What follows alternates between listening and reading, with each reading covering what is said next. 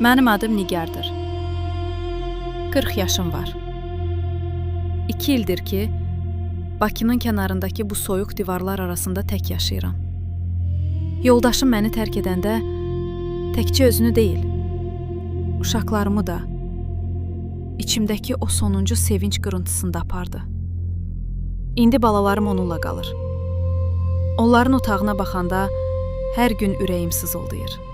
Evim çox sakitdir. Masanın bir küncündə tək başına oturub axşam yeməyi yeyirəm. Televizordan gələn kənar səslər olmasa, sükut məni boğar. Hər günüm eynidir. Oyam, bir fincan tünd çay iç, sıxıcı ofisə get, qayıt və yat. Bir ofisdə işləyirəm. Səhərdən axşama qədər hesabatlar, siyahılar, bitib tükənməyən hesabatlar. Çox çalışıram, amma sanki bir kölgəyəm. İş yoldaşlarım, Leyla, Kəmram bir yerdə zarafatlaşır. Nahara gedirlər. Amma heç kim mənə "Nigar, gəl sən də bizə qoşul" demir. Özümü görünməz hiss edirəm. Kiçik, yorğun və vaxtından əvvəl yaşlanmış bir qadın kimi. Müdirimiz Ceyhun bəydir. 45 yaşı var. Həmişə ütülü, qara kostyumda gəzir. O da mənim kimi tənhadır. Kabinetinin qapısını həmişə bağlı saxlayır. İşçilər arasında puça-puç gəzir. Kimisi deyir həyat yoldaşı rəhmətə gedib. Kimisi deyir ayrılıblar. Ceyhun bəy heç vaxt özü barədə danışmaz. Bizim aramızdakı tək bağ, göndərildi qovluğundakı hesabatlardır. Bəzən mənə "Sağ olun, yaxşıdır" yazır. Vəssalam. Amma bəzən onu pəncərədən çölə baxarkən görürəm. O baxışlarda öz kədərimi tanıyıram. Bir gün cümə axşamı idi. Ofisdə gecikməli oldum. Hamı getmişdi. İşıqlar sönmüşdü. Təkcə mənim masamın lampası yanırdı. Birdən kompüterim söndü. Ekran qaraldı. Bütün əməyim o qaranlığın içində yox oldu. O an sanki dünya başıma uçdu. Gözlərim doldu. Artıq dözə bilmirdim. Niyə hər şey bu qədər çətindir? Deyə hönkür-hönkür ağlamaq istəyirdim. Birdən qaranlıq dəhlizdə ayaq səsləri eşitdim. Ceyhun bəydi. "Nigar xanım, hələ burdasınız?" Səsi hər zamankindən daha yumşaq gəldi. Gözlərimi tələsik sildim. "Kompüterim xarab oldu. Hesabatı bitirə bilmirəm" dedim. Səsim titrəyərək. O yaxınlaşdı. Üstündən yüngül bir ətir qoxusu gəlirdi. Yanımda oturdu, əlləri klaviaturada gəzdi. "Narahat olmayın, hər şey yerindədir" dedi. Məni öz kabinetinə dəvət etdi ki, işi orada tamamlayaq. Onun otağı kiçik idi, amma çox təmiz idi. Masasının üstündə bir qadın şəkli gördüm. Gözəl, gülümsəyən bir qadın. Soruşdum, "Həyat yoldaşınızdır?" Ceyhun bəy dayandı. Baxışları uzaqlara getdi. "Bəli, 6 il əvvəl onu itirdim" dedi.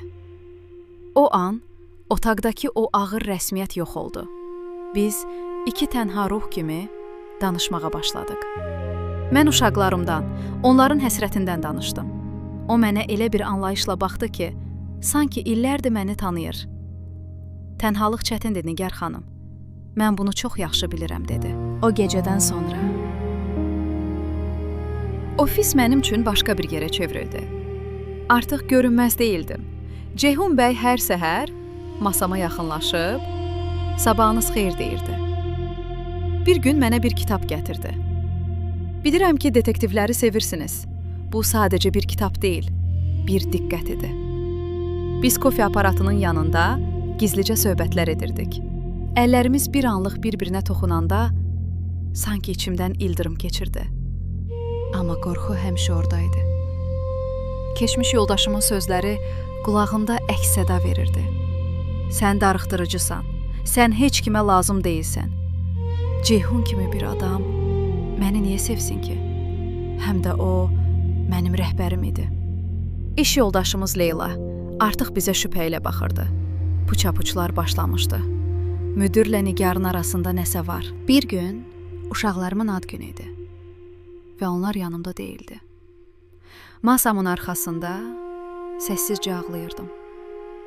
Ceyhun bəy yanıma gəldi. Heç kimin görmədiyi bir güşədə. Mənə baxdı və dedi: "Siz mükəmməl bir qadın və çox güclü bir anasınız. Bunu heç vaxt unutmayın." O an anladım ki, mən bu adama aşiq oluram. Bizi kofe içərkən səmimi görüb rəhbərliyə xəbər vermişdi. Məni otağa çağırdılar. Səidə xanım, HR müdiri, qarşımda əyləşmişdi. "Nigar xanım, qaydalar bəllidir. Müdir və işçi arasında münasibət yol verilməzdir. Ya bu məsələ bitməli, ya da biriniz getməlisiniz." O gecə Ceyhunun evinə getdim. İlk dəfə idi. Evi eyni ilə mənimki kimi sakit idi. Amma o gecə o sükutu biz pozduq. Ceyhun əllərimi tutdu. "Səni itirmək istəmirəm, Nigar. Amma sənin işsiz qalmağına da razı deyiləm." Göz yaşlarım sel kimi axırdı. "Bəlkə də bitirməliyik," dedim. Amma o məni bərk-bərk qucaqladı. "Mən səni sevirəm. Sən mənə yenidən nəfəs almağı öyrətdin." Səhəri gün qərarımı verdim. Artıq o qorxaq Nigar olmayacaqdım. Ofisə gəldim, birbaşa HR-ın otağına girdim. "Mən şöbəmi dəyişirəm. Başqa sahədə işləyəcəyəm. Çünki mən Ceyhunu sevirəm və biz gizlənməyəcəyik," dedim. Səidə xanımın təəccübdən ağzı açıq qaldı. İndi o hadisədən 3 ay keçib.